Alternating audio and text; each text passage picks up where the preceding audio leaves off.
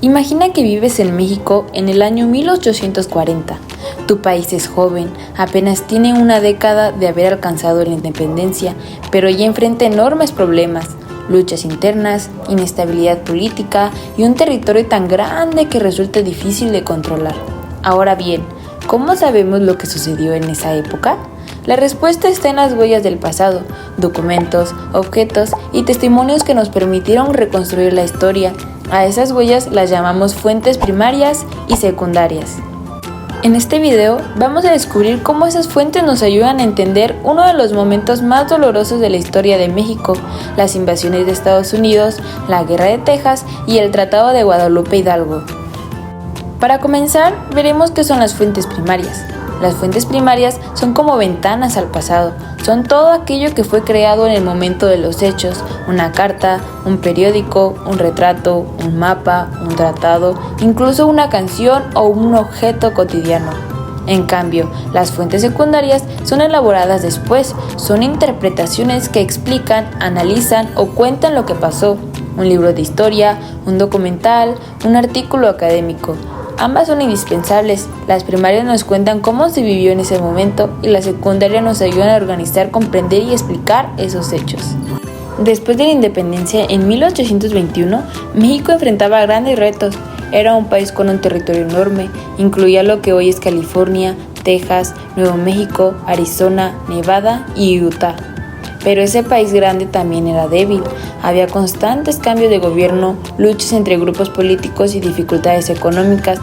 En esta situación, Texas, que estaba poblado de gran parte por colonos estadounidenses, comenzó a reclamar su independencia. En 1836, Texas se declaró independiente y pocos años después fue anexado a Estados Unidos. Esa fue la última chispa que encendió un conflicto mayor. En 1846 comenzó la guerra entre México y Estados Unidos. Fue un enfrentamiento desigual. Mientras Estados Unidos tenía un ejército más numeroso, con mejor armamento y recursos, México enfrentaba divisiones internas y falta de preparación. Las tropas estadounidenses avanzaron y llegaron incluso a ocupar la Ciudad de México. Uno de los momentos más recordados ocurrió en el castillo de Chapultepec, donde jóvenes cadetes defendieron el lugar con valentía, dejando un ejemplo de amor a la patria, pero a pesar del coraje, México fue derrotado militarmente.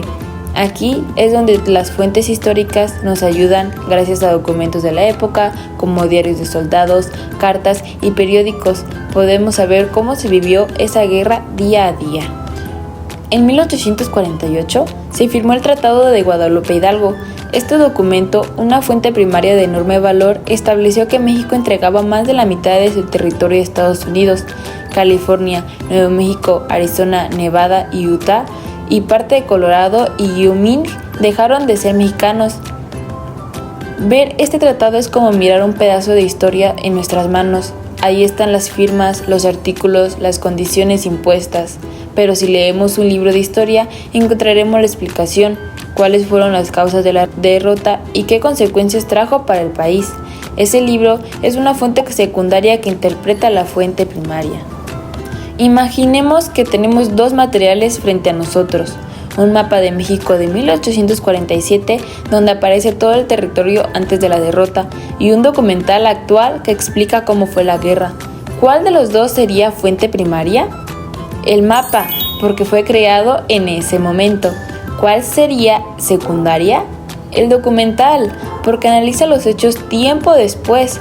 Así trabajan los historiadores, comparando y relacionando diferentes huellas del pasado para reconstruir lo que ocurrió. Las huellas del pasado no solo nos cuentan lo que pasó, también nos ayudan a reflexionar sobre lo que somos hoy.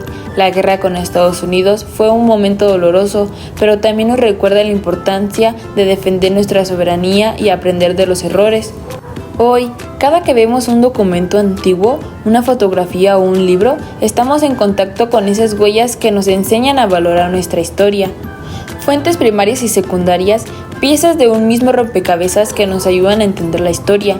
Gracias a ellas podemos analizar las causas y consecuencias de la Guerra de Texas y del Tratado de Guadalupe Hidalgo y comprender cómo México defendió su identidad frente a enormes desafíos. Porque conocer el pasado nos da identidad en el presente y nos guía hacia el futuro.